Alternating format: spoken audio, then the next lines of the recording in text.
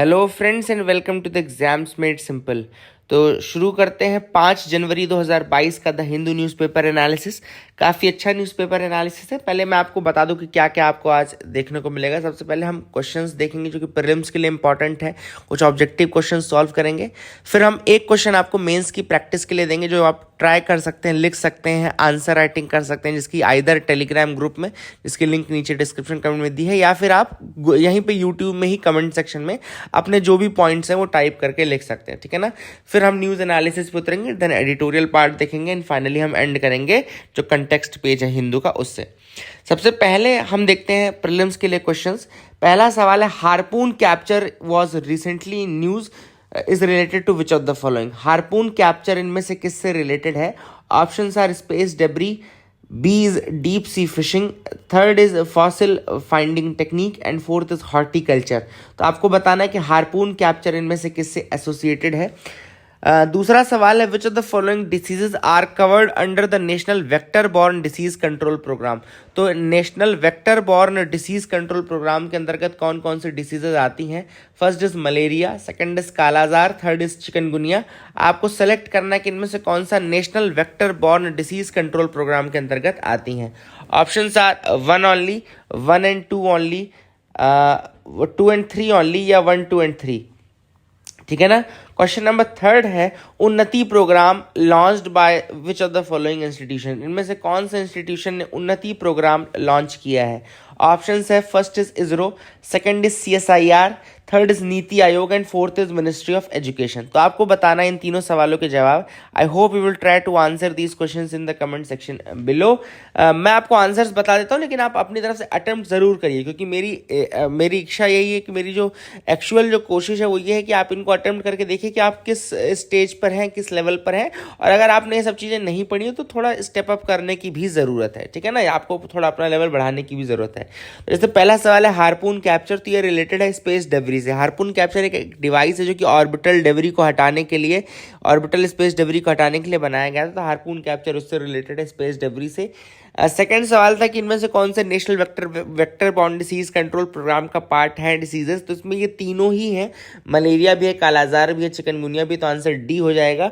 और उन्नति प्रोग्राम को लॉन्च किसने किया? तो इसरो ने लॉन्च किया है, ठीक है ना। ये तीनों आंसर्स हो गया। मैं थोड़ा इनके बारे में डिटेल बता दूं। उन्नति एक कैपेसिटी बिल्डिंग प्रोग्राम है, याद रखिएगा।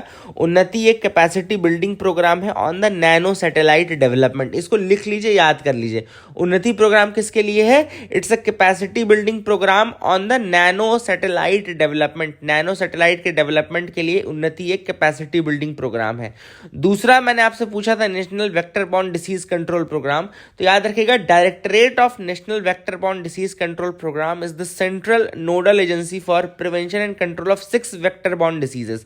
तो ये जो national vector borne disease control programme है, इसमें 6 वेक्टर बॉर्न डिसीजेज आते हैं। वेक्टर बॉर्न डिसीज मतलब उनके लिए कोई वेक्टर रिस्पॉन्सिबल होता है। जैसे कि मलेरिया में फीमेल एनाफिलीज मॉस्किटो हो गया, वो इसका वेक्टर हो जाता है ना, फीमेल एनाफिलीज। अब है वो पैरासिटिक, अगर आप देखेंगे तो मलेरिया एक पैरासिटिक बीमारी है, लेकिन इसका वेक्टर होता है फीमेल एनाफिलीज मॉस्किटो, ठीक है ना। तो 6 vector borne diseases are there. First is malaria, second is dengue, third is lymphatic filariasis, जिसको हाथी पाव भी हम बोलते हैं। Malaria, dengue, filariasis, lymphatic filariasis, then kala-azar, then Japanese encephalitis and then chikungunya. So these are the diseases which are covered under this national vector borne disease control programme, और directorate of national vector borne disease control programme is the nodal for that, ठीक है ना। तो ये भी आप याद रख सकते हैं। Hope you will remember these facts, ये आपको समझ में आ गए होंगे। आज का mains question of the day देखते हैं। आज का mains question of the day है, will increasing the age of marriage from 18 to 21 solve all the women related issues and problems? What are the repercussions of this move? तो क्या 18 से 21 as जो की जा रही है, will that solve all the women related problems and issues? अगर problems and issue solve करते हो तो पहले तो आपको इसके बारे में इसका एनालिसिस करना कि क्या ये सॉल्व कर पाएगा या नहीं कर पाएगा, और उसके साथ साथ रिपरकशंस आपको बताने हैं कि व्हाट आर द रिपरकशन, मतलब इसके इम्पैक्ट क्या होंगे, इसका रिजल्ट क्या होगा इस मूव का, वो थोड़ा आपको बताना है, ठीक है ना। वो हम डिस्कस भी करेंगे आज एक एडिटोरियल में, एक आर्टिकल में, नॉट इन एडिटोरियल बट एक आर्टिकल में करेंगे, बट आप इसको अपनी तरफ से अटेम्प्ट करिएगा। आगे मूव करते हैं, supreme court to hear EWS quota case today. तो सुप्रीम कोर्ट आज जहां तक है कि ईडब्ल्यूएस कोटा केस सुनेगा, और कोटा केस है क्या कि 8 लाख की लिमिट, एनुअल जो इनकम लिमिट है 8 लाख क्राइटेरिया सेट किया गया है, वो कितना रेशनल है, वो कितना साइंटिफिक है, ठीक है ना।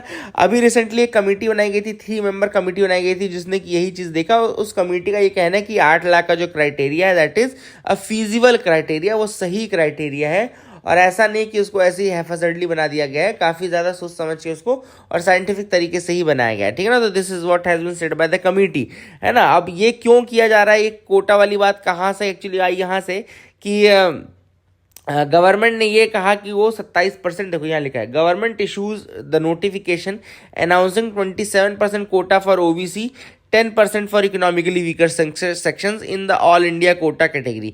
तो ऑल इंडिया कोटा कैटेगरी में 27% ओबीसी को दिया गया as per the government notification, and 10% economically weaker sections को दिया गया as per the government notification, ठीक है ना।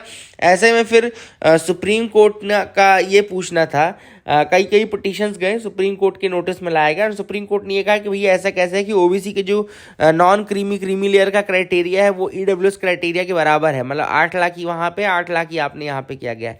तो ऐसे में गवर्नमेंट ने फिर सुप्रीम कोर्ट को इन्फॉर्म किया कि जो ईडब्ल्यूएस कोटा बनाया गया है वो काफ़ी सोच समझ के बनाया गया, लेकिन उसके बाद भी उन्होंने एक कमेटी बनाई, रिव्यू कमेटी बनाई, एंड नीट की जो काउंसलिंग थी वो भी सस्पेंड की गई फॉर द टाइम बीइंग, और अभी भी नीट की इन सब की काउंसलिंग जो है सस्पेंडेड है, एंड अब ये सुप्रीम कोर्ट इस केस को आज सुनेगा, तो लेट्स सी कि क्या इसके ऊपर जजमेंट होता है।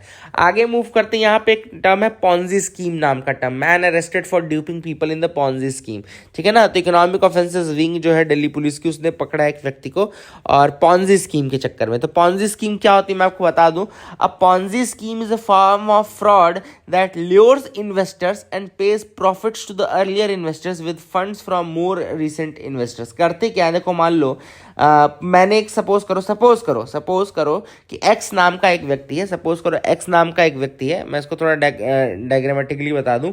एक्स नाम का एक व्यक्ति है जिसने कि एक पॉन्जी स्कीम शुरू करने का सोचा है, अब वो क्या करेगा, 3 लोगों को ये बोलता है वो कि आप लोग मुझे 100 रुपए दो, 100 रुपए दो, तो मैं आपके पैसे डबल कर दूंगा। तो 100 रुपए इसने ए से लिए, 100 रुपए इसने बी से लिए, और 100 रुपए इसने सी से लिए, ठीक है ना।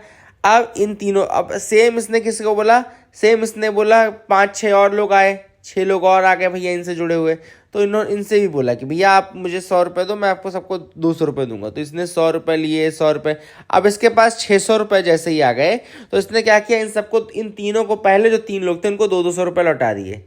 क्या किया, 600 रुपए के 200 रुपए लौटा दिए, ठीक है ना। तो किया क्या इसने कि 3 लोगों से पैसे लिए, और उसके पुराने, फिर उसके जब और नए इन्वेस्टर्स आ गए तो उसने पुराने इन्वेस्टर्स को वही पैसा थमा दिया उनका, ठीक है ना। तो ऐसे ही चलती है पॉन्जी स्कीम, लेकिन ये अभी तो हम 100-50 की बात करें, फिर ये करोड़ों में चलने लगती है ना, और ऐसे में कुछ दिनों तक चलता है, फिर बाद में ये बोरिया बिस्तर लेकर के भाग जाते हैं। अरे कुल मिलाकर के फिर हेरा फेरी आपने देखी होगी ना, उसमें 7 दिन में पैसे डबल करने की बात करते फिर गायब हो जाती है। तो ये वो पॉन्जी स्कीम ही है, 7 दिन में पैसे डबल वाला, ठीक है ना।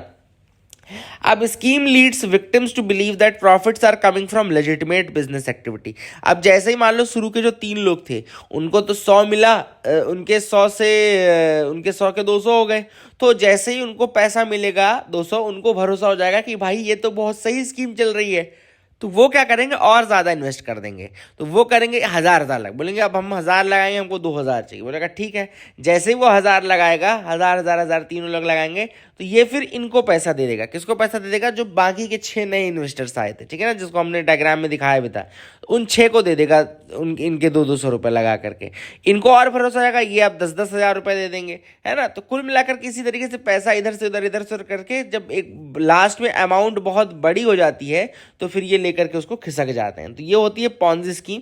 ये टर्म जो है कॉइन हुआ था इन 1919 में एक स्विंडलर जिनके नाम था चार्ल्स पॉन्जी के नाम पे ये स्कीम है। इस स्कीम का नाम है चार्ल्स पॉन्जी। 1919 में ये टर्म कॉइन किया था पॉन्जी स्कीम। उन्होंने मुझे लगता है पॉन्जी स्कीम ही कर दी थी कोई, है ना। तो ये आप याद रखिएगा। अगला जो हम टॉपिक पढ़ेंगे वो है western disturbances to bring rain in the capital. Western disturbances क्या होते हैं? एक्चुअली होता क्या है, ठंड का टाइम जैसे शुरू होता है ना, अब ठंड के टाइम में मिड लैटिट्यूड जो रीजन है, यानी कि जो north of tropic of cancer है, ट्रॉपिकल में नहीं, ये हम बात कर रहे हैं मेडिटेरेनियन रीजन में, वहां पे डेवलप होता है और वेस्टर्लीज के माध्यम से वो इधर आ जाता है। ठीक है ना। क्या होता है, वेस्टर्न डिस्टर्बेंसेस कहाँ डेवलप होते हैं?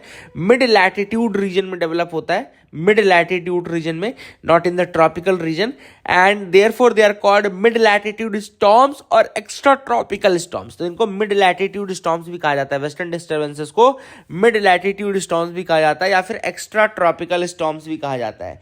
अब extra tropical storms are also called as winter storms and blizzards. इनको विंटर स्टॉर्म्स एंड ब्लिजर्ड्स भी कहते हैं। एंड वेस्टर्न डिस्टर्बेंसेस क्या होता है एक्चुअली में? लो प्रेशर सिस्टम होता है which is embedded in western winds, जिनको हम वेस्टर्लीज बोलते हैं, जो कि आती हैं। एक्चुअली वेस्टर्न डिस्टर्बेंसेस का रीजन, इसको वेस्टर्न डिस्टर्बेंसेस कहने का है ओरिजिन के कारण। इसका जो ओरिजिन है वो कहाँ पे है? वो इसका मेडिटेरेनियन वाले रीजन में है। तो इसका जो ओरिजिन है वो वेस्टर्न साइड में हो रहा है। That is the reason why it is called western disturbance. वहां से फिर ये ट्रेवल होता है थ्रू वेस्टर्लीज के माध्यम से ये ट्रेवल होता है। ठीक है ना। और it is a term coined by the Indian meteorologist for weather phenomena which is propagated from the west. तो ये वेस्ट की तरफ से आता है and that is the reason why it is called western disturbance. It's a low pressure system that originates in the mid latitude region near the Atlantic Ocean and Europe. तो mid latitude region में ये होता है। mid latitude storm भी कहा जाता है, मैंने आपको बताया। extra tropical cyclones भी कहते हैं इनको। These low pressure areas generally originate over the Mediterranean Sea and travel over Iran, Iraq, Afghanistan, Pakistan and therefore finally enters into India, है ना। और काफ़ी मॉइस्चर कैरी करते हैं अपने साथ। तो यहाँ पे फिर क्या, हिमालयाज के साथ बढ़ जाते हैं। ऑब्वियसली बात है, it will strike the Himalayas and इसके बाद यहाँ पे इस रीजन में फिर बारिश होने लगी। तो इसलिए उत्तर प्रदेश वाला जो रीजन हम देखो बारिश देखने को मिल रही है, और आपको यहाँ पे दिल्ली में बारिश देखने को मिल रही है ना। तो दिस गेट्स ब्लॉक्ड एंड उसके बाद फिर ये बारिश होती है। Western refers to the direction from which they originate. Obviously बात है, western refers to the direction and disturbance is because it is very unstable air, और काफ़ी डिस्टर्ब्ड एयर रहती है, अनडिस्टर्ब्ड एयर रहती है, काफ़ी ज़्यादा मॉइस्चर कैरी करती है अलग अलग रीजन से आने के कारण। तो ये सब रीजन से इसको वेस्टर्न डिस्टर्बेंस बोलने का। वेस्टर्लीज के थ्रू ट्रेवल करती है, ये भी याद रखिएगा, है ना। और एक तो एयर ऊपर सब ट्रॉपिकल जेट्स भी चलते हैं, सब ट्रॉपिकल एसटीजे में। एक और चीज़ नहीं बताइए, मैं आपको बता दूँ, सब ट्रॉपिकल जेट्स का भी बहुत ज़्यादा रोल रहता है, सब ट्रॉपिकल जेट स्ट्रीम्स का भी काफ़ी रोल रहता है। ठीक है ना। तो that is the thing which is important. I hope you got clarity regarding that. आगे मूव करते हैं, देखते हैं और क्या इंपॉर्टेंट न्यूज आइटम्स हैं। तो tribals up in arms over quota in panchayat elections. तो यहाँ पर ट्राइबल्स जो हैं उन पंचायत इलेक्शंस के में कोटा को लेकर के काफ़ी ज़्यादा उड़ीसा में विवाद चल रहा है। पहले तो मैं आपको बता दूं शेड्यूल्ड एरियाज क्या होते हैं। Scheduled areas are those areas which have predominantly the population from tribal communities. ठीक है ना। जहाँ पे जिस एरिया में प्रिडोमिनेंट पॉपुलेशन ट्राइबल फैमिलीज से हो, जहाँ पे प्रिडोमिनेंट पॉपुलेशन ट्राइबल्स की हो, वो एरिया शेड्यूल्ड एरिया कहलाता है। This is a simple definition that is being followed. अब आपको मैं एक पंचायत इलेक्शंस के बारे में एक चीज़ बता दूं इंपॉर्टेंट, जो कि है रिजर्वेशन के रिगार्डिंग। आर्टिकल 243D जो है, आर्टिकल 243D कॉन्स्टिट्यूशन का, वो कहता है रिजर्वेशन ऑफ सीट्स के बारे में। ठीक है ना। आर्टिकल 243D कहता है रिजर्वेशन ऑफ सीट्स के बारे में। पहला है, seats shell be reserved for a the scheduled caste and B the scheduled tribes. ठीक है ना। तो द रिजर्वेशन ऑफ सीट्स होगा वो that will be for the scheduled caste and will be for the scheduled tribes and also for the women candidates. ठीक है ना। तो ये आपको पता होना चाहिए। और in every panchayat and the number of seats so reserved shall bear as nearly as may be the same proportion to the number of seats to be filled by direct elections in that panchayat as the population of the scheduled caste in the panchayat area of the scheduled tribe, मतलब उस population के proportionate जो seats हैं वो reserve होनी चाहिए, ठीक है ना, ये भी आपको याद रखना है। And this is the thing which is very very important. And दूसरा, not less than 1/3 of the total number of seats reserve under clause 1 shall be reserve for women belonging to the scheduled caste और as may be the scheduled tribes. तो जो ऊपर number 1 में जितनी seats होंगी उनकी 1/3 at least आपको women candidates के लिए भी रिजर्व करके रखनी है। This is the thing which is important. And not less than 1/3 including the number of seats reserve for women belonging to the scheduled caste and tribes of the total number of seats to be filled by the direct elections in every panchayat shall be reserved for women। और total इन सब का मिला करके 1/3 seats भी women के लिए होनी चाहिए, मतलब कि 1/3 सीट्स एक तो आपको जितनी शेड्यूल्ड एरिया शेड्यूल्ड ट्राइब में रिजर्व हो रही है, इन शेड्यूल्ड एरिया शेड्यूल्ड ट्राइब्स के लिए उनकी 1/3 आपको वुमेन को देनी है, प्लस ओवरऑल वुमेन की जो सीट्स होनी चाहिए, मतलब शेड्यूल्ड नॉन शेड्यूल्ड सब मिला करके वो भी 1/3 होना चाहिए, ठीक है ना, वो भी 1/3 होना चाहिए of the total number of seats, ठीक है ना। ये स्टेट पे भी डिपेंड करता है, कई स्टेट्स और बढ़ाकर भी इसको कर सकते हैं, but at least not less than 1/3, 1/3 तो होना ही चाहिए, मतलब 33.33% तो होना ही चाहिए, ठीक है ना। The officers of the chairperson in the panchayat at the village और any other level shall be reserved for scheduled caste, the scheduled tribes and women in such manner as the legislature of the state decide, ठीक है ना। तो अब जब chairperson की जो seat होती है उसके लिए जो रिजर्वेशन है वो स्टेट के ऊपर छोड़ दिया गया है कि वो अपना अलग अलग स्टेट डिसाइड कर लें कि वो कैसा रिजर्वेशन रखना चाहते हैं। तो this is the thing which is very important. I hope you got clarity regarding that, आपको समझ में आ गया होगा। लेकिन शेड्यूल्ड एरिया शेड्यूल्ड ट्राइब के लिए जो मैंने आपको बताया वो वही है कि उसमें प्रोपोर्शनेट पॉपुलेशन के प्रोपोर्शनेट जाना पड़ता है, ठीक है ना। तो that is the thing which is important. I hope you got clarity. आगे मूव करते हैं, देखते हैं और क्या इंपॉर्टेंट न्यूज आइटम है। तो यहाँ पे Orissa child panel proposes raising legal age of marriage. Orissa child panel opposes the raising legal age of marriage, proposes नहीं अपोजेस है। तो ये उड़ीसा का एक चाइल्ड पैनल है, इसने बहुत अच्छी अच्छी बातें की हैं, यही मैं आपको बताना चाहता था आज। तो उड़ीसा का जो चाइल्ड पैनल है उसने क्या बोला है, एक्चुअली उड़ीसा के state commission for protection of child rights, Orissa state commission for protection of child rights ने अपोज किया है मूव को to increase the legal age of marriage from 18 to 21। और ये कहा है कि अगर आपने ऐसा किया तो ये प्रिवेंट तो नहीं करेगा चाइल्ड मैरिजेस को, लेकिन बहुत सारी प्रॉब्लम शुरू कर देगा, ठीक है ना। जैसे कि सबसे बड़ी प्रॉब्लम जो ये क्रिएट करेगा वो है अनवेड मदर्स की।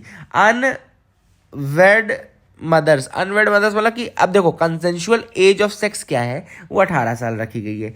गवर्नमेंट का कॉन्ट्रडिक्टरी पॉलिसी क्या है, क्योंकि जो कंसेंशुअल एज ऑफ सेक्स है वो 18 साल की रखी गई है।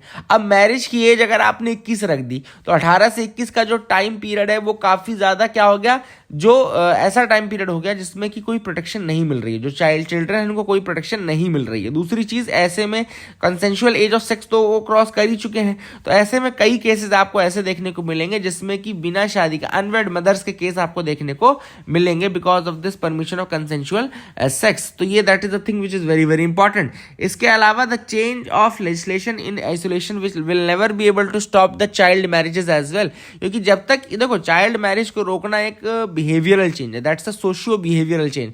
आज भी चाइल्ड मैरिजेस होती हैं जबकि अभी 18 साल एज है, ऐसा तो नहीं कि सारी 18 साल तो एज बहुत पहले हो गई थी, तो 18 साल तो आज भी 18 के पहले मैरिज हो जाती है इंडिया में। तो कई जगह ऐसी हैं जहां पे अगर social change socio behaviour change नहीं हुआ है तो वो चीज़ नहीं होगी, है ना। अब आप 18 से 21 कर दो, 18 से 25 कर दो, it hardly matters to them, है ना। जो करना चाहते हो करेंगे ही करेंगे, है ना। तो ऐसे में आपको दूसरे कुछ सोशियो बिहेवियरल चेंज और अवेयरनेस इन सबको पकड़ना चाहिए था rather than just keep on increasing the age. इसके अलावा इन्होंने ये भी कहा कि कई फैक्टर्स हुए जैसे कि डिस्ट्रेस है, पॉवर्टी है, पैट्रियार्की है और lack of opportunities for schooling है, एम्प्लॉयमेंट जो कमी है, लाइवलीहुड की जो कमी है। ऐसे में माँ बाप करें क्या, गांव में जो ऐसे रीजन है जहाँ पे बहुत पिछड़े हैं, जहाँ पे लोगों के पास खाने के लिए पैसा नहीं है, वो उनको काम मिल नहीं रहा है, उनके पास पैसा है नहीं, तो वो किसी तरीके से शादी करके अपना कोशिश करते हैं कि शादी कर दे लड़की की किसी ऐसे घर में जहाँ पे कम से कम वो सस्टेन कर पाए, रह पाए, खा पाए, है ना। दीज आर अनदर रीजंस, इनको भी ध्यान में रखना पड़ेगा। इसके अलावा ऑथर ने कहा कि जो जुवेनाइल जस्टिस केयर है, प्रोटेक्शन एक्ट है, इंटीग्रेटेड चाइल्ड प्रोटेक्शन स्कीम है, ये सब तो 18 साल के बच्चों के लिए है। तो 18 से 21 तक की जो प्रोटेक्शन है वो फिर कौन सा एक्ट दे रहा है ना, वो कोई एक्ट नहीं दे रहा है इनको फिर। तो that is the big thing which is there, है ना। इसके अलावा इन्होंने ये भी कहा कि जो protection of children from sexual offences है उसने रिस्ट्रिक्टेड एज ऑफ सेक्स रखी है 18 साल। This implies that someone may have a sexual act after 18, मतलब आप 18 के बाद सेक्सुअल एक्ट कर सकते हो but won't be able to marry till 21, जो कि क्रिएट करेगा नए issues like the unwed mothers and foeticide, क्योंकि अनवेड मदर्स जब आएंगी तो फिर फीटिसाइड भी आएगा, है ना, फीटिसाइड भी होगा, तो भ्रूण हत्या का केसेस फिर और ज्यादा देखने को मिलेंगे, ठीक है ना। तो इन्होंने उड़ीसा का जो पैनल है उसने काफी चीजें कही है। इसके अलावा उन्होंने ये कहा कि भैया मैं तो कहता हूँ कि लड़कों की एज भी 21 से घटा करके 18 कर दो। This is what has been suggested by the Orissa panel. जो उड़ीसा का पैनल उसने ये सजेस्ट किया कि लड़कों की एज आप 21 से घटा करके 18 कर दो, ज्यादा सही होगा, ठीक है ना। तो this is what has been suggested. Concerns over NITI Aayog low ranking for Rajasthan. तो यहाँ पे अपन राजस्थान की बहुत ज़्यादा डिटेल में बात तो नहीं करेंगे, लेकिन मैं ये रैंकिंग बता दूं कौन सी है। इसमें एक रिपोर्ट है जो कि निकाली गई है जिसका नाम है healthy states progressive India, healthy states progressive India report, जिसको प्रिपेयर किया है नीति आयोग ने, वर्ल्ड बैंक ने and union ministry of health and family welfare जो था वो पिताजी की तरह आशीर्वाद दे रहा था इनको, ठीक है ना। तो एक क्या हो गया, एक है नीति आयोग, दूसरी है वर्ल्ड बैंक संस्था जिसने की ये रिपोर्ट बनाई है, और पिताजी की तरह आशीर्वाद कौन दे रहा था, ministry of health and family welfare, ठीक है ना। अब इसमें एक्चुअली राजस्थान की रैंकिंग थोड़ा कम आई है, मतलब it is one of the worst performance in some of the parameters, इस कारण से यहाँ पे काफी कंसर्न्स आ रहे हैं, लेकिन हम उसकी बात नहीं करेंगे। थोड़ा सा मैं आपको रैंकिंग जरूर बता देता हूं कि जो लार्जर स्टेट्स थे उनमें एनुअल इंक्रीमेंटल परफॉर्मेंस अगर देखा जाए तो वो उत्तर प्रदेश का अच्छा रहा, असम का अच्छा रहा, फिर तेलंगाना का अच्छा रहा। These are the top 3 states, Uttar Pradesh, Assam and Telangana, these are the top 3 states. इसके बाद जो स्मॉल स्टेट्स उसमें मिजोरम, मेघालय, उनका इंप्रूवमेंट देखने को मिला, और जो यूनियन टेरिटरीज है उसमें Delhi, Jammu Kashmir, they have shown the big jump in the health infrastructure. तो ये हेल्थ रिलेटेड ही है, हेल्दी स्टेट्स प्रोग्रेसिव इंडिया, ठीक है ना। तो this is about the report. I hope you got clarity regarding that as well. आगे मूव करते हैं, देखते हैं और क्या इंपॉर्टेंट न्यूज आइटम्स हैं। The hint of one nation one NGO regime. अब यहाँ पे आर्टिकल में एक्चुअली ऑथर ने ये बोला जो रिसेंटली एफसीआरए का क्रैकडाउन हुआ है, एफसीआरए का क्रैकडाउन जो हुआ है on the NGOs and all, जिसमें उन्होंने ये कि उसके ऊपर ये ऑथर ने कुछ बातें बोली हैं। जैसे कि सबसे पहले ऑथर ने कहा कि भैया आपने बोल दिया कि दिल्ली के स्टेट बैंक ऑफ इंडिया में वही पर्टिकुलर अकाउंट में आपको एक ब्रांच में अकाउंट खुलवाना है। दूसरा चीज उन्होंने कहा कि इंटरलिंकिंग करनी है, आधार नंबर से पैन कार्ड से लिंकिंग करनी है। तो ऑथर का ये कहना है कि this is all resulting in a chill settling over the people and NGOs, है ना, सिविल सोसाइटीज के ऊपर, और एक तरीके से सिविल सोसाइटी से काम के ऊपर प्रतिबंध लगाने की कोशिश की जा रही है। This is what has been said. इसके अलावा इन्होंने ये कहा कि अभी रिसेंटली देखो तो एक्टिव केवल 17,000 एनजीओ सिविल सोसाइटीज एक्टिव है, और वहीं पे लगभग 33,000 ऐसी हैं जिनको दे हैव आइदर लॉस्ट और देयर परमिशन और इट हैज एक्सपायर्ड। 33,000 की लगभग लॉस है और एक्सपायर हो चुकी है, और केवल 17,000 की ही एक्टिव है ना। एंड इसके अलावा there has been a pattern to the organised attack on the civil society organisations. Author का ये कहना है कि एक तरीके से ऑर्गेनाइज्ड अटैक हुआ है सिविल सोसाइटी ऑर्गेनाइजेशंस पे। देखो कई बार क्या होता है, ये जो ऑथर होते हैं ना हिंदू के, काफ़ी ज़्यादा one sided against the tone लेकर के चलते हैं गवर्नमेंट के अगेंस्ट, लेकिन आपको एक बैलेंस्ड व्यू ही लेकर के चलना है। मैं कोशिश करूंगा कि मैं इंडियन एक्सप्रेस भी पढ़ाना शुरू करूँ, और जल्द से जल्द अपन इंडियन एक्सप्रेस की क्लासेस लेने लगेंगे इस चैनल में भी। अदरवाइज मुझे नहीं लगता, क्योंकि हिंदू पढ़ के तो आप सिर्फ एंटी गवर्नमेंट ही हो सकते हो, हर बात में एंटी गवर्नमेंट स्ट्रक्चर ही ये बातें करते हैं। तो लेट्स सी कि हम धीरे धीरे उसको भी इंक्लूड करूंगा मैं, इसको आर्टिकल्स को, कुछ इंडियन एक्सप्रेस के आर्टिकल्स को भी, तो काफ़ी टोन जो है वो बैलेंस टोन होनी चाहिए। इसके बाद ऑथर ने कहा the increasing level of surveillance, यानी कि जो सर्विलेंस बढ़ रहा है वो भी एक तरीके से उनकी राइट टू प्राइवेसी को का हनन है। भैया एनजीओज की भी कुछ प्राइवेसी होती है, ये सारी बातें फिर ऑथर ने कही कि आप उनके प्राइवेसी को, उनके ऊपर इतना सर्विलेंस कर रहे हो, उनका इतना रिकॉर्ड आप पढ़ रहे हो, इतना ऑडिट कर रहे हो कठिन, और ये सब आप करोगे अगर, तो अंत्योदय जो है, यानी कि जो लास्ट में बैठा हुआ व्यक्ति है, reaching the last person with right, वो काम पूरा नहीं हो पाएगा, क्योंकि सिविल सोसाइटीज और एनजीओ ज़्यादा काम करते हैं। ऑथर के अकॉर्डिंग सिविल सोसाइटीज और एनजीओ बहुत बड़ा काम करते हैं, और अगर गवर्नमेंट इस तरीके से क्रैकडाउन करती रह गई तो फिर बहुत ही मुश्किल हो जाएगा उनको राइट सर्विसेज और एंटाइटलमेंट्स प्रोवाइड करना। तो this is what has been said by the author in this article. इसके अलावा ऑथर ने ये भी कहा है कि सिविल सोसाइटी ऑर्गेनाइजेशंस की ज़रूरत क्यों है हमको, ये बहुत ही ज़रूरी क्वेश्चन है, लेकिन इसका आंसर बहुत ही आसान है, क्योंकि हमको ऑब्वियस सी बात है हर चीज़ गवर्नमेंट नहीं कर सकती, हमको इस तरीके का स्ट्रक्चर चाहिए जो सपोर्ट करें, और सिविल सोसाइटीज़ एनजीओज वही है कि जो सबसे वीकेस्ट हैं उनकी कैपेसिटी को इंक्रीज़ कर करता है, जो सबसे वीकेस्ट हैं उनकी बात को आगे लेकर के आता है, उनकी बात को सबके सामने ले आता है ना। एंड उनके कारण गवर्नमेंट की कामों में भी एफिशिएंसी रहती है और गवर्नमेंट अकाउंटेबल रहता है ना, क्योंकि सिविल सोसाइटीज एनजीओज क्वेश्चन पूछते हैं गवर्नमेंट से, and that is the reason why government भी अकाउंटेबल रहता है। और फंडिंग भी इसीलिए ज़रूरी है क्योंकि देखो कई कॉजेज ऐसे हैं जो कि इंटरनेशनल कॉज हैं, कई चीज़ें ऐसी हैं जिनके लिए इंटरनेशनली लड़ रहे हैं लोग, जैसे डॉक्टर्स विदाउट बॉर्डर्स हो गए, ये एक इंटरनेशनल संस्था है लेकिन इसको पूरी मतलब हर जगह से सपोर्ट मिलता है ना। तो जैसे एक भगवान महावीर विकलांग सहायता समिति है, अब इसको जयपुर की है लेकिन इसको पूरे इंडिया से कहीं से पैसा मिलता है, वर्ल्ड से पैसा मिलता है। तो कुछ कॉजेज जो होते हैं वो इंटरनेशनल कॉजेज होते हैं, कोई एक जगह का कॉज नहीं होता है वो, इस कारण से पैसा भी ज़रूरी है, फंडिंग ज़रूरी है। ऐसे अगर क्रैकडाउन आप करेंगे तो ये कैसे चल पाएंगे, this is the question of the author. Transition in peril, अब यहाँ पर क्या हुआ था एक्चुअली, सूडान की हम बात कर रहे हैं। सूडान में कल मैंने आपको न्यूज़ बताई थी कि अब्दुल्ला हमडोक जो है उन्होंने रिज़ाइन कर दिया। ऑब्वियस सी बात है, उन्होंने रिज़ाइन क्यों कर दिया, क्योंकि जो लोग थे वो उनको बोलते थे कि वो कबूतर चोर करके बोलते थे उनको, है ना लोग। अब्दुल्ला हमडा को कबूतर चोर कहा जा रहा था, तो उन्होंने कहा भैया मुझे कबूतर चोर कहोगे तो मैं इस तरीके से तो देखो नहीं रह पाऊंगा, है ना। एंड आर्मी का भी क्रैकडाउन काफ़ी ज़्यादा हुआ है। अब यहाँ पे सूडान में एक्चुअली आर्मी ने कू कर दिया और उसके बाद क्या हुआ, वहाँ पे डेमोक्रेटिक जो ट्रांजिशन था वो करने के लिए अब्दुल्ला हमडा को दोबारा लाया गया था, लेकिन अब चूंकि उनको कबूतर चोर कहा जा रहा था इसलिए वो बार बार वो वहाँ से हट गए, ठीक है ना। तो that is the thing, that is the reason जो आपको याद रखना है। और अब बहुत ही मुश्किल है सूडान में जो डेमोक्रेटिक ट्रांजिशन है, बहुत मुश्किल है। अगला हम एक स्कीम के बारे में देखें, केवल एक स्कीम के बारे में, रायथू भरोसा scheme.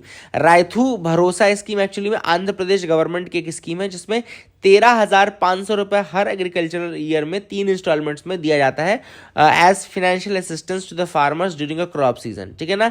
And this is very crucial for the tribal farmers because they struggle to secure the credit, ठीक है ना। फाइनेंशियल इंस्टीट्यूशन से क्रेडिट उनको मिलता नहीं है, और रायथू भरोसा इसमें बहुत इंपॉर्टेंट स्कीम है आंध्र प्रदेश की, इसमें 13,500 रुपये 3 इंस्टॉलमेंट्स में 4,500 रुपये की 3 इंस्टॉलमेंट्स दी जाती हैं, ठीक है ना। This gives assistance to them during the crop season, तो ये याद रखिएगा। और ऐसे में क्या हो रहा है कि एलिजिबल जो बेनिफिट्स हैं वो नहीं मिल पा रहे हैं, तो that is the reason why this article was written, but मैं आपको केवल स्कीम बताना चाहता था तो मैंने आपको बता दी। I hope you got clarity. अब श्रीलंका ने फाइनली डील क्लियर कर दी है जिसमें कि आईओसीएल को ये एग्रीमेंट मिल गया है, आईओसीएल को नॉड मिल गई है for working in the Trincomalee oil tank में आईओसीएल अब काम करेगा, एंड ये डील ऑलरेडी साइन कर दी है श्रीलंकन गवर्नमेंट ने, ठीक है ना। तो दैट इज द थिंग। एक और इंपॉर्टेंट चीज इस आर्टिकल में थी, इंडिया श्रीलंका अकॉर्ड ऑफ 1987। तो याद रखेगा इंडिया श्रीलंका का एक अकॉर्ड हुआ था 1987 में, और इसको पॉपुलरली राजीव जयवर्धने अकॉर्ड भी कहा जाता है। This is also known as the Rajiv Jayewardene accord, ठीक है ना, क्योंकि इसमें प्राइम मिनिस्टर थे राजीव गांधी और प्रेसिडेंट थे JR जयवर्धने श्रीलंका की तरफ से। It sought to collectively address all the 3 contentious issues between India and Sri Lanka. उस समय के इंडिया और श्रीलंका के तीनों जो कंटेंशियस इश्यूज थे उनको सॉल्व करने की बात की गई थी, जैसे कि strategic interest, people of Indian origin in Sri Lanka and Tamil minority rights in Sri Lanka. तो ये 3 तरीके के इंटरेस्ट थे। एक तो स्ट्रेटेजिक इंटरेस्ट था दोनों कंट्रीज का, दूसरा जो इंडियंस रह रहे हैं इंडियन ओरिजिन के लोग श्रीलंका में, और तीसरे जो तमिल माइनॉरिटी जो रह रही है श्रीलंका में, क्योंकि आपको वहाँ पता है सिन्हलीज और तमिलियंस के बीच में बहुत ज़्यादा इशूज चल रहे थे। This accord saw the induction of the Indian peacekeeping forces in Sri-Lanka. Indian peacekeeping forces जो जाती है ना श्रीलंका में, वो इसी अकॉर्ड की वजह से ही जाती हैं। And Sri Lankan forces with withdraw from north and Tamil rebels would disarm. इसमें यह भी कहा कि तमिल रेबल्स जो थे उनको डिसआर्म किया जाएगा, और नॉर्थ में जो श्रीलंकन फोर्सेज थी वो भी हट जाएंगी, ठीक है ना।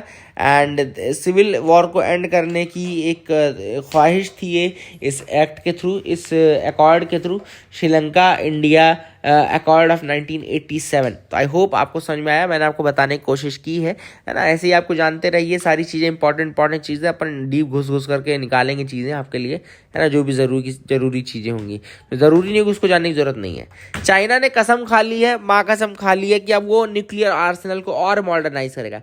मतलब देखो ये साला चाइना कितना बड़ा वाला दोगला है कि परसों अभी जब मीटिंग हुई थी एनपीटी की जब रिव्यू मीटिंग हुई थी तो उसमें कह रहा था, खूब उछल के कह रहा था कि अब हम न्यूक्लियर आर्सेनल को ख़त्म करेंगे, और कल जैसे ही घर पहुंचा वैसे तुरंत पलट के अपनी बात से वो बोलता है कैसा लगा मेरा मजाक, है ना। तो कल जाकर के इसने कह दिया कैसा लगा मेरा मजाक, और मैं तो मॉडर्नाइज करूंगा न्यूक्लियर आर्सेनल को। तो चाइना इस तरीके से काम करता है, देखो फालतू में लोग इसको, और मैं तो कहता हूँ इंडिया को भी तुरंत करारा जवाब देना चाहिए। जो अभी इन्होंने फालतू में वो ब्रिज बनाना शुरू कर दिया ना लद्दाख वाले उस पेंगोंग वाले रीजन में, नॉर्थ पेंगोंग से साउथ पेंगोंग में, तो उसका ब्रिज बना रहे हैं। तो इसको मैं कह रहा हूँ कि तुरंत इसको असर्टिवली आंसर देना बहुत ज़्यादा जरूरी है। मैं तो कह रहा हूँ इंडिया को भी कंस्ट्रक्शन शुरू कर दें। हम कंस्ट्रक्शन अपने एरिया में करें तो भी उनको प्रॉब्लम होती है, वो तो तुरंत बोल देते हैं, बट इंडिया वाले बोल नहीं पाते। ये बहुत ही बड़ा एक दुर्भाग्य भी है कि हम बोल नहीं पाते ये चीज़ें, ठीक है ना। अगली जो न्यूज़ है वो है कि हाई कॉटन प्राइसेस, एक तो कॉटन प्राइसेस बढ़ चुके हैं, यानी कि कॉटन के दाम बहुत ज़्यादा है। That is becoming a subject of concern for the domestic textile industry, ठीक है ना। तो ये सब लोकल आपको इंडस्ट्रियल मार्केट का पता होना चाहिए। टेक्सटाइल इंडस्ट्री के जो प्रॉब्लम्स है उनके बारे में बता दूं कि अभी रिसेंटली कॉटन का दाम बहुत ज़्यादा बढ़ गया है। दूसरी चीज़, कॉटन की अवेलेबिलिटी में शॉर्टेज है। दाम क्यों बढ़ता है? ऑब्वियसली बात है, दो कारणों से दाम बढ़ता है, या तो डिमांड बढ़ी होगी या सप्लाई कम हो गई होगी। तो यहाँ पे जो कारण है वो है शॉर्टेज का, अवेलेबिलिटी में शॉर्टेज, इस कारण से दाम बढ़ गए बहुत ज़्यादा। तो इसकी ऑब्वियसली बात, इसका जो प्रॉब्लम है उसको भुगतना पड़ेगा, वो टेक्सटाइल इंडस्ट्री को भुगतना पड़ेगा। आगे बात करते हैं एडिटोरियल पार्ट के आगे, टेक्स्ट एंड कंटेक्स्ट में। यहाँ पे देवास मल्टीमीडिया और अंतरिक्ष की बात कर रहे हैं। अब अभी रिसेंटली कनेडियन कोर्ट ने ऑर्डर किया है $30 मिलियन के एयरपोर्ट अथॉरिटी ऑफ इंडिया के एसेट्स को, एयरपोर्ट अथॉरिटी ऑफ इंडिया के एसेट्स को, $30 मिलियन के एसेट्स को कनेडियन कोर्ट ने कहा कि आप जब्त कर लो। अब क्या कनेडियन कोर्ट जब्त कर सकती है? क्योंकि एक डिप्लोमेटिक इम्यूनिटी नाम की भी चीज़ होती है। डिप्लोमेटिक इम्यूनिटी आपको ये सब करने से मना करती है, ठीक है ना। डिप्लोमेटिक इम्यूनिटी क्या करती है मैं आपको दिखा देता हूँ। डिप्लोमेटिक इम्यूनिटी क्या करती है, स्टेट इम्यूनिटी बोलते हैं उसको, state immunity. It is a well established principle of international law, जिसमें स्टेट की, एक स्टेट की प्रॉपर्टी और उसके लोग जो है सॉरी, इसके जो एक स्टेट के लोग हैं और जो प्रॉपर्टीज़ हैं उनको प्रोटेक्शन मिलती है, ठीक है ना, शील्डिंग मिलती है from these type of seizures and all. लेकिन कनाडा जो है प्रिंसिपल फॉलो करता है वो लिमिटेड इम्यूनिटी का कंसेप्ट फॉलो करता है, ठीक है ना। कनाडा लिमिटेड इम्यूनिटी का कंसेप्ट फॉलो करता है, रिस्ट्रिक्टिव इम्यूनिटीज को बोलते हैं। इसका मतलब है कि केवल कुछ सॉवरेन फंक्शंस में ही आपको इम्यूनिटी मिलेगी, एब्सोल्यूट इम्यूनिटी आपको नहीं मिलेगी, टोटल इम्यूनिटी आपको नहीं मिलेगी। And that is the reason why Canada ने ये चीज़ वो कर दी है, मतलब कि इसके सीजर के लिए बोल दिया है। एक्चुअली में हुआ क्या था कि 2005 में देवास मल्टीमीडिया ने एक एग्रीमेंट साइन किया था अंतरिक्ष के साथ। अंतरिक्ष क्या है? कॉमर्शियल आर्म है इंडियन स्पेस रिसर्च ऑर्गेनाइजेशन की, इसरो की वो कॉमर्शियल आर्म है, ठीक है ना। तो इसमें उन्होंने ये कहा था कि मल्टीमीडिया सर्विसेज प्रोवाइड करेंगे to mobile users using the leased S band satellite spectrum, ठीक है ना। तो एस बैंड सैटेलाइट स्पेक्ट्रम का यूज करके वो क्या बोल रहे थे कि मल्टीमीडिया सर्विसेज प्रोवाइड करेंगे। लेकिन 2011 में जब यूपीए 2 गवर्नमेंट आई तो उसने इसको हटा दिया एग्रीमेंट को।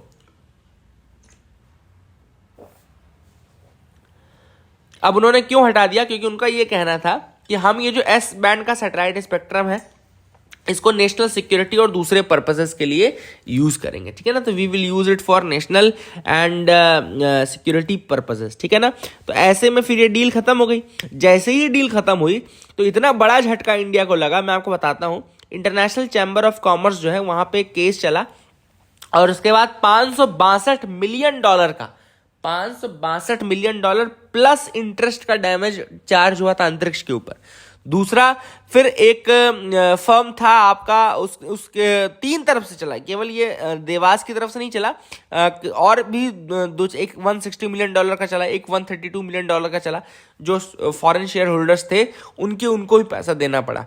तो दिस इज द एक्सटेंट जितना हमको नुकसान हुआ बिकॉज ऑफ दिस थिंग। और अब कनाडा ने भी ये कर दिया है, जो सीजर है प्रॉपर्टी का वो भी एक इंपॉर्टेंट है।